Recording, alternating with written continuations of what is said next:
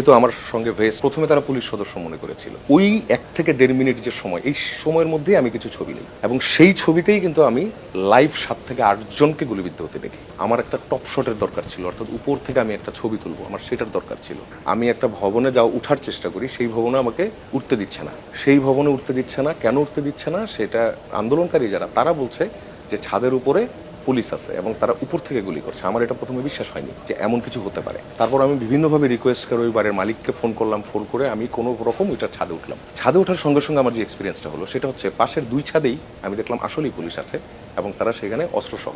আমাকে দেখার সঙ্গে সঙ্গে তারা প্রথমে, যেহেতু আমার সঙ্গে ভেস্ট, প্রথমে তারা পুলিশ সদস্য মনে করেছিল। ওই 1 থেকে 1.5 মিনিট যে সময়, এই সময়ের মধ্যেই আমি কিছু ছবি নিই এবং সেই ছবিতেই কিন্তু আমি লাইভ 7 থেকে 8 জনকে গুলিবিদ্ধ হতে দেখি। তার কিছুক্ষণের মধ্যেই ওই আশপাশের ছাদে যারা ছিলেন তারা আমার পিঠের পিছনে প্রেস লেখা দেখে সঙ্গে সঙ্গে সেখান থেকে আমাকে তারা বন্দুক তাক করতেছেন, আমাকে এবং আমার ক্যামেরাকে, এবং বারবার তারা বলছেন যে যাতে আমি এখান থেকে সরে যাই, যাতে আমি এখান থেকে সরে যাই। একই ভেস্ট আপনাকে পুলিশ কখনো মনে করছে তাদের, অথবা ওরা এরকম মনে করছে।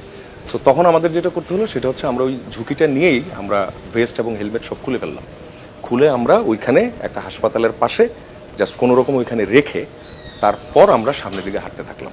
হ্যাঁ, ওই যাত্রায় আমরা রামপুরা ব্রিজের প্রায় কাছাকাছি পর্যন্ত গিয়েছিলাম, কিন্তু সেখান থেকে আমরা দেখলাম পাশের গলি থেকে বিজিবি সদস্যরা তারা বেরিয়ে আসলো এবং বেরিয়ে আসার পর তারা প্রথমে আমাদেরকে আন্দোলনকারী মনে করলো এবং মনে করার সাথে সাথে তারা দৌড়ে এসে হচ্ছে যে তারা বন্দুক তাক করবে এমন একটা অবস্থা। সঙ্গে সঙ্গে আমরা আমাদের মাইক্রোফোন দেখালাম, এসে ক্যামেরা মাইক্রোফোনটা তারা নিয়ে নিল। নিয়ে নেওয়ার পর আমাকে বলা হলো আপনি এখানেই থাকবেন, এখান থেকে একটু নড়বেন না, কোনো কাজ করার দরকার নেই। সব সরিয়ে রাখলো। আবার ধরেন আপনি কোনোভাবে ছবি তুলেও ফেলছেন, তারা সামনে আপনাকে পাওয়ার সাথে সাথে আপনার ছবি ডিলিট করাবে।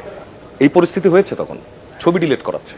অথবা আমি ধরেন মুভ করার সময় আমি তো তখন টেকনিক্যালি অনেকগুলো কার্ড ব্যবহার করতাম, কারণ যেই কার্ডে আমার ভালো ছবি আমি সেই কার্ডটা সরিয়ে ফেলতাম সঙ্গে সঙ্গে, অথবা সেই কার্ডটা আমি রানার দিয়ে অফিসে পাঠিয়ে দিতাম। হ্যাঁ, ওই কার্ডটা আমি নিজের কাছেও রাখতাম না, যে আমার কাছ থেকেও যাতে কোনোভাবে এটা মিস না হয়ে যায়। তো এই অবস্থা করতে গিয়ে প্রায় দেখা গেল যে প্রায় 40-45 মিনিটের মতো আমি আসলে কোনো কাজ করতে পারলাম না, আমি শুধু দেখলাম।